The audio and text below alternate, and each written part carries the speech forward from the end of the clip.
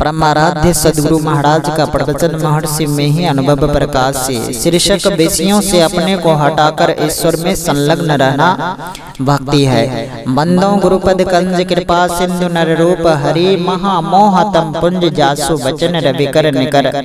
प्यारे लोगों, मनुष्य ईश्वर की भक्ति करे, इसी में मनुष्यता है। विषय सुख में तृप्ति नहीं, इससे अपने को ऊपर उठाया जाए, जाना जाए कि इससे विशेष कोई सुख है ही कि नहीं। जानने में आ सकता है कि इससे विशेष सुख आत्म सुख, ईश्वर प्राप्ति का सुख है। इसी में शांति है, इसी के वास्ते ईश्वर की भक्ति है। विषयों से अपने को हटाकर ईश्वर में संलग्न रहना भक्ति है। विषयों से हटाने का तात्पर्य रूप रस गंध शब्द और स्पर्श से अपने को अलग कर रहने से है। तब संलग्न रहे, तब किधर संलग्न रहेगा? निर्विषय की ओर। जो कोई अपने को विषयों से हटावेगा वही ईश्वर की ओर रहेगा। भक्ति केवल इतना ही नहीं है कि किसी एक स्थूल व्यक्त रूप में प्रेम करो, वहां से आरंभ करो, वह अयोग्य नहीं है। जैसे किसी पथिक को कहीं जाना है तो वह वहीं से चलता है जहां वह रहता है, लेकिन पहला ही कदम निर्दिष्ट स्थान पर नहीं पहुंचता है, चलते चलते वहां पहुंचता है।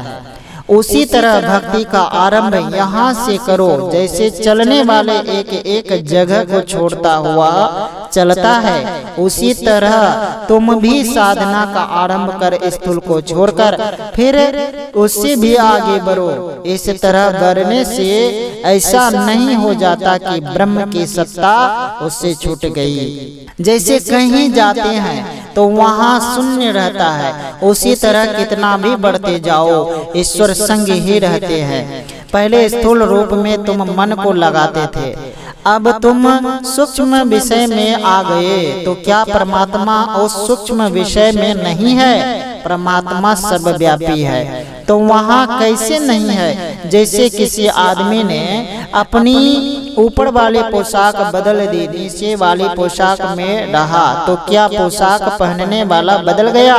गोस्वामी जी महाराज कहते हैं, देश काल दिशि विदिश हूँ माही, कह हूँ सो कहाँ जहाँ प्रभु नाही। इस बात को क्यों भूलते हो?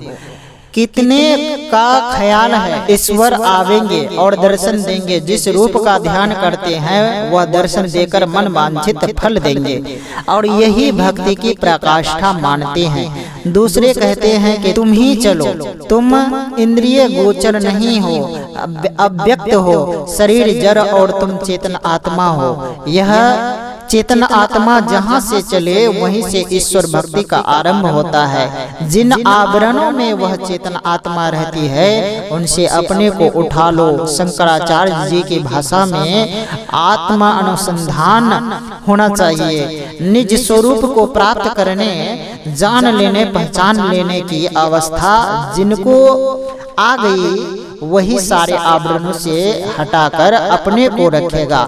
उसके लिए ईश्वर कहाँ छिपा रहेगा?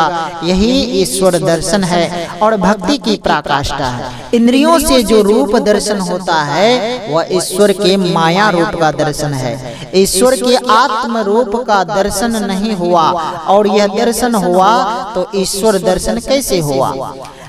भगवान श्री राम श्री कृष्ण का दर्शन अहो भाग्य है। जिस समय वे लोग थे उस समय में बहुतों को उनके दर्शन हुए, लेकिन सबका ऐसा ख्याल नहीं हुआ कि ईश्वर दर्शन हो गया। भावना के भगवान थे, जाकी रही भावना जैसी, प्रभु मूर्ति देखी तिन तैसी। सबसे पहले किसकी पूजा हो? इसमें पांडव भी घबराए, लेकिन भीष्म ने श्री कृष्ण की पूजा करने का निश्चय दिया। उसी सभा में शिशुपाल भी था जो भगवान का विरोध करता था, और वह मारा भी गया। भगवान श्री राम स्वयं कहते हैं, यही तन कर फल विषय न भाई, स्वर्गं स्वल्प अंत दुखदाई। ये लोग इंद्रियों से ग्रहण होने वाले विषयों को लेने नहीं कहते। इन विषयों से आगे बढ़ने के लिए भगवान श्री राम ने उपदेश दिया। भगवान श्री कृष्ण ने क्षेत्र क्षेत्रज्ञ का विचार दिया। इस सत्संग में ऐसा नहीं कहा जाता कि स्थूल उपासना का अनादर करो, स्थूल सगुण साकार की उपासना भी करो और उससे आगे बढ़ने के लिए भी चेष्टा करो। जो कोई ऐसा विचार रखते हैं कि स्थूल सगुण रूप को छोड़कर सूक्ष्म सगुण रूप में जाने से ईश्वर छूट गए, यह संकुचित ज्ञान है। वह ईश्वर को सर्वव्यापी नहीं जानता। माया रूप को भी दर्शन करो और इससे आगे भी बढ़ो। माया रूप में ही लिपट कर नहीं रह जाओ, यही इस सत्संग से प्रचार होता है।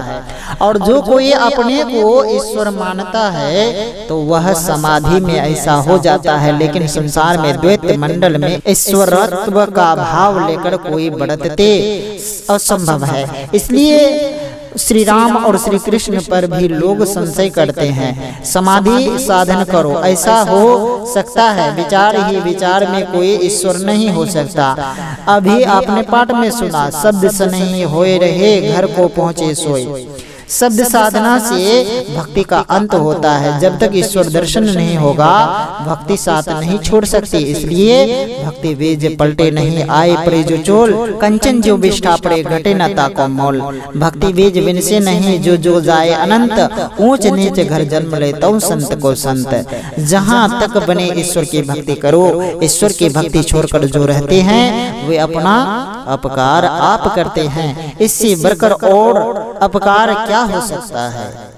यह प्रवचन बिहार राज्य अंतर्गत कटिहार जिले के श्री संतमत सत्संग आश्रम मनिहारी में दिनांक 26/3/1960 ईस्वी को अपराह्न कालीन सत्संग के अवसर पर हुआ था। श्री सद्गुरु महाराज की जय।